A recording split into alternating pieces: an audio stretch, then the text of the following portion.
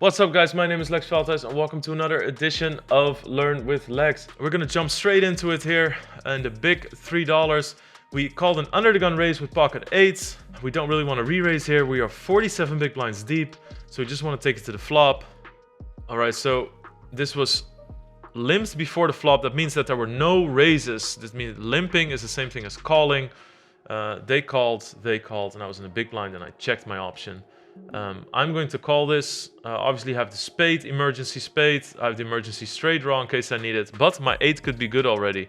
There was no action from this player on the flop, and the flop is pretty draw heavy, right? There's a lot of draws. There's flush draws, possible straight draws with people with a jack or a 10 in their hand.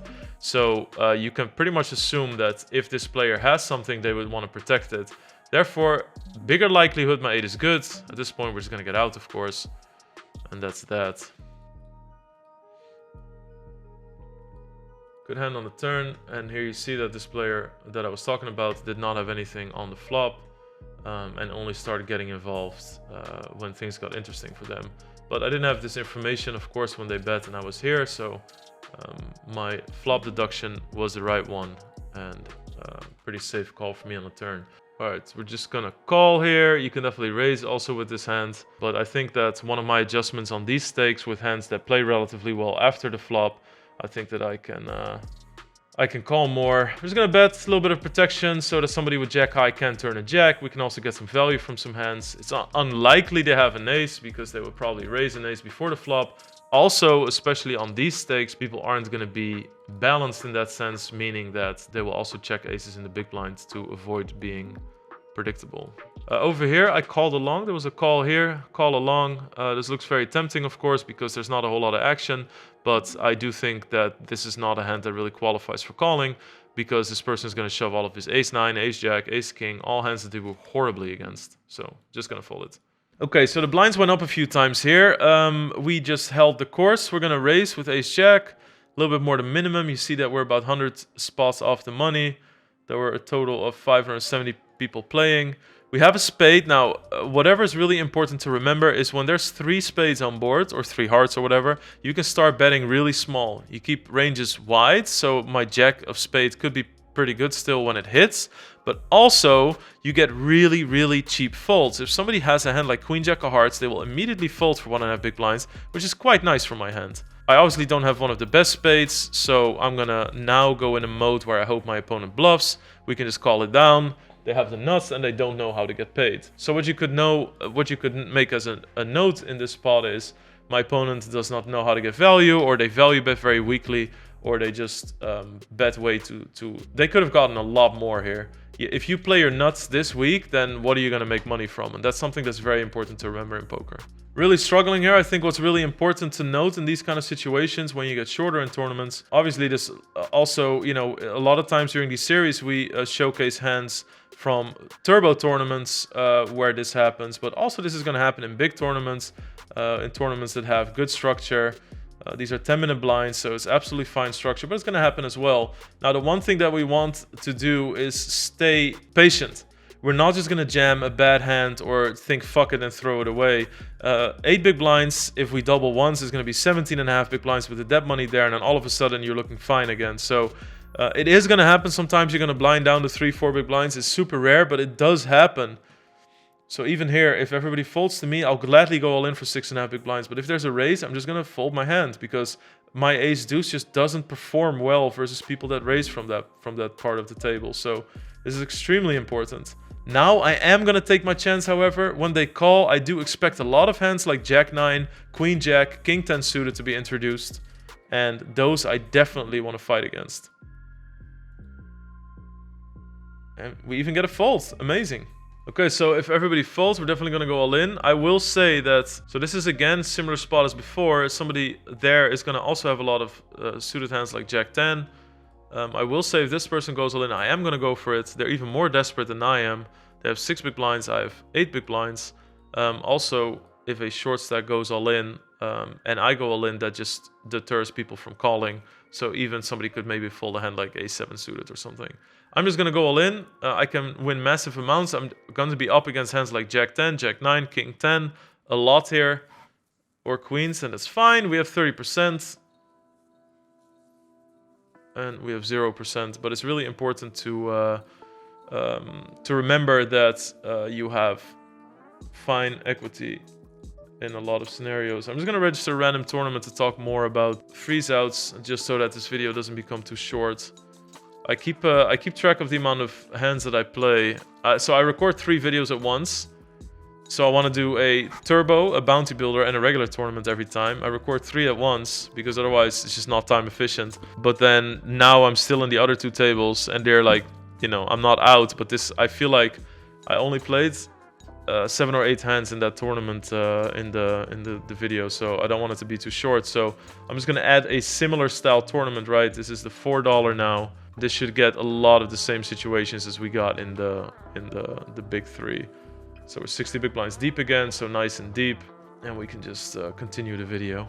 Guys, if you're looking for a place to talk poker, I have just the place for you. I have my own poker Discord. We can talk about anything, strategy, the poker news. You can share your brags, your beats, you can ask me for advice, or you can just chat to random people about poker. You will also be notified when I go live and when there's a new video out. So check the link in the description, join the Discord, and see you there.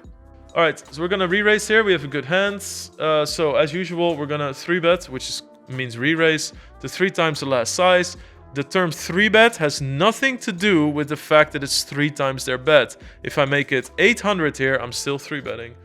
I'm not super keen about this, but definitely not a situation I want to fold. I think it's relatively strong, but lots of hands like this I do really well against. Also, I generally think people spew a lot on these stakes when they get re-raised. They either don't have patience, they overvalue hands, so ace-queen is just going to call there, because I also think I'm going to see a lot of ace-jack and ace-10. And of course, against 10s, I'm flipping, which is absolutely fine with the money invested in the pot, right? Because if I fold, I lose my 6 big blinds. All right, we're in the big blinds here with ace-6 suited. That means that we're definitely going to be playing this hand. But if there's a raise and a re-raise before me, then I won't. Then this hand plays pretty awfully, so single raise pot. Gonna call. Hands not. We most of the time want to go all in with our offsuit aces versus the button when it's 25 big blinds or less, and not really the suited kind. The suited kind just plays too well, and we also need to have some aces, right? If we shove every single ace in this spot, it means that if an ace high board comes, they can just do whatever they want with us. Not a great spot. We're just gonna fold. Might have considered making a little bit of a bluff on the river had he checked the turn, but just to get some folds from an 8 or a 7. But as is, no thank you. Offsuit aces, be very careful playing those. Are absolute trash. Also, even when you want to go for a bluff play in this spot and there's better offsuit aces to pick from, you could do ace-9 or ace-8 off, already vastly better, because they're going to flop middle pairs or top pairs with their kicker, whereas ace-4 will always flop bottom pair with a 4.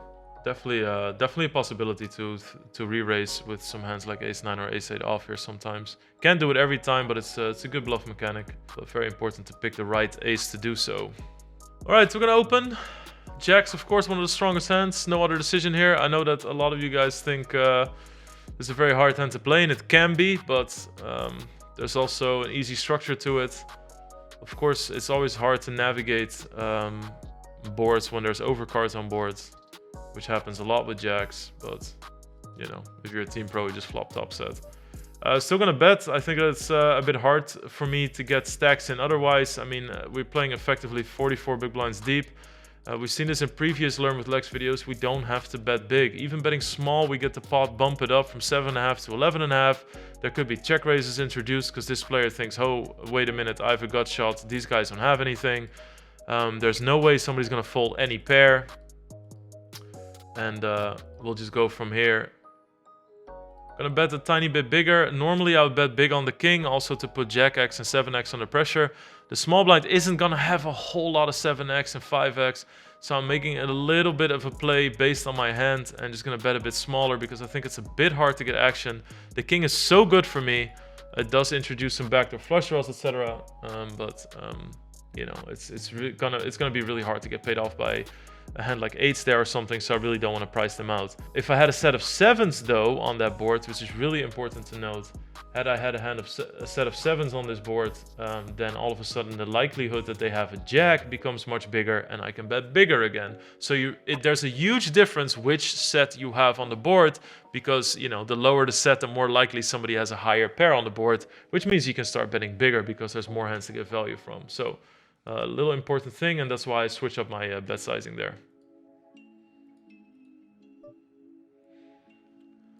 All right, so the button calls, we get to check the big blinds. There's no real reason to lead on the flop.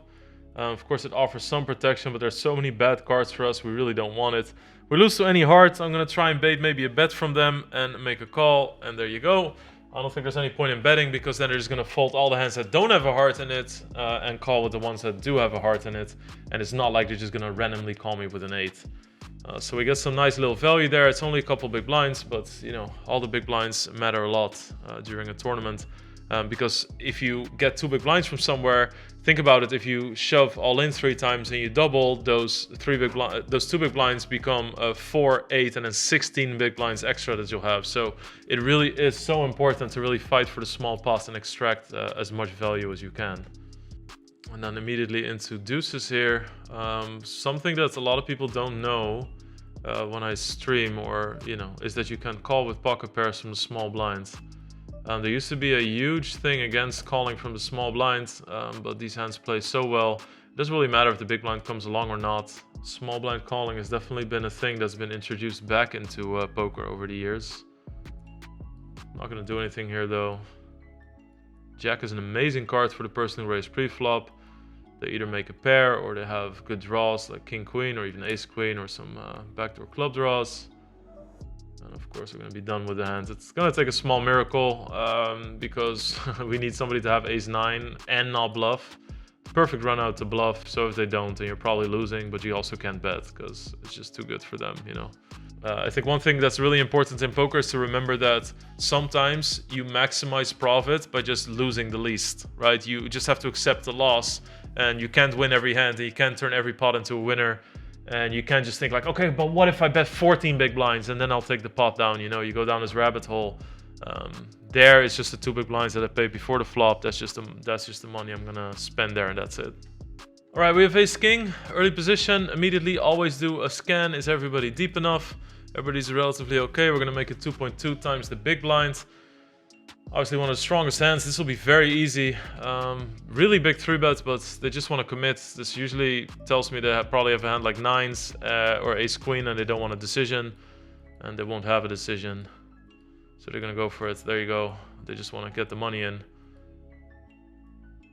And we're fortunate enough to win a flip. It's kind of funny how telling that sometimes can be pre-flop sizings. I think it's so important to really take that into account. All right, we got a nice little stack, but that's the end of the video here. I added this tournament because the other one I busted quite quick and I wouldn't be able to make full content, but I still wanted to use the hands. This is just the way that the Monday is going to go. I record tournaments. How long did I play here? I record tournaments 2 hours and 40 minutes, and I record 3 videos at the same time. I hope you really enjoyed it. Please like, subscribe, comment in the section down below. And also what's really important, guys, there's a Discord link in the description. If you don't have anybody to talk poker with, if you have any more questions about this, or you want to ask me personally about some hands, join my Discord. There's all kinds of people from our community. Everybody's very welcoming. You can ask any questions you want. All right, see you guys there. Thank you so much.